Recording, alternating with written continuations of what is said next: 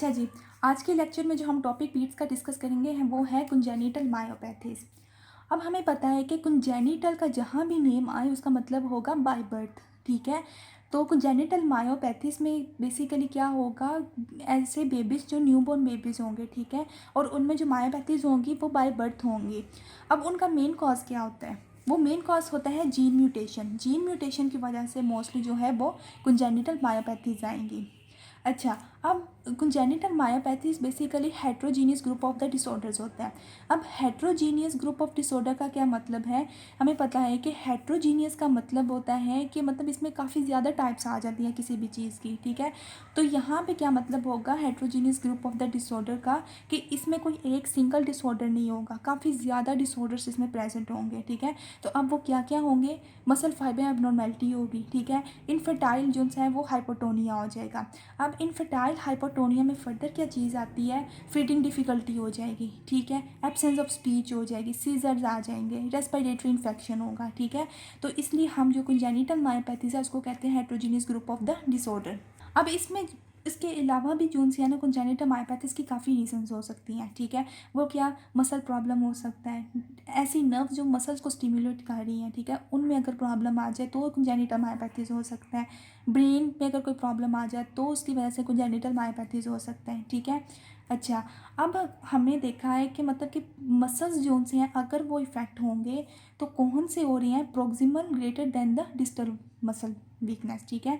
मतलब कि क्या कि हमने जो पोलीमायोसाइटिस में देखा था कि उसमें भी प्रोक्सिमल मसल्स अफेक्ट हो रहे थे मोस्टली। तो same as it genital myopathies में भी क्या होगा कि प्रोक्सिमल मसल्स ज़्यादा इफेक्ट होंगे दैन द डिस्टल वन, ठीक है।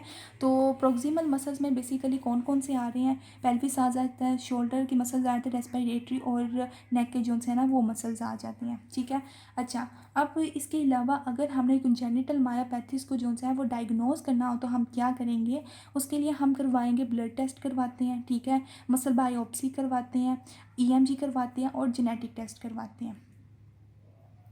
अगर ब्लड टेस्ट जो सा हम करवाएंगे तो उससे क्या हम फाइंड करेंगे कि क्रिएटिनिन काइनिन का जो लेवल है, ठीक है, वो क्या नॉर्मल है या नहीं है, ठीक है। पोलीमायोसाइटिस में क्या था कि क्रिएटिनिन काइनिन का जो लेवल था, ठीक है, वो इंक्रीज़ हो गया था, एलिवेट हो गया था, जिसकी वजह से हमें जो है ना वो पेशेंट को पोलीमायोसाइटिस देखने को मिल रहा था, ठीक है।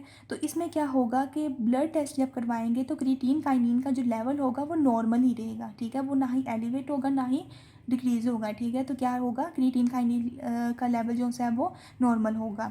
इसके अलावा मसल बायोप्सी, अब हमें पता है कि मसल बायोप्सी जब हम करवाते हैं तो उसमें मेन जो है हमें मसल का स्ट्रक्चर देखना होता है, ठीक है।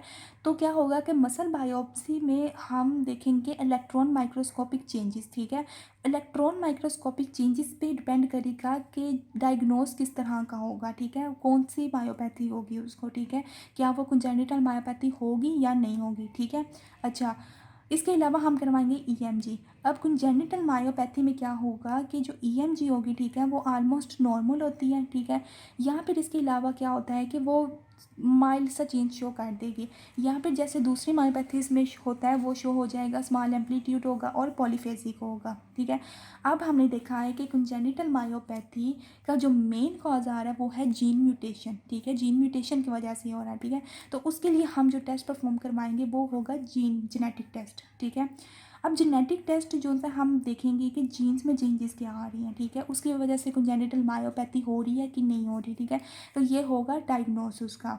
तो ये था ओवरव्यू किसका, कुंजेनिटल मायोपैथीज़ का, जिसमें हमने देखा कि कुंजेनिटल मायोपैथीज़ का जो मेन कॉज था वो है जीन म्यूटेशन, ठीक है, और उसमें फर्दर जो उनसे मसल्स इन्वॉल्व हो रही हैं वो है प्रोक्सिमल मसल्स।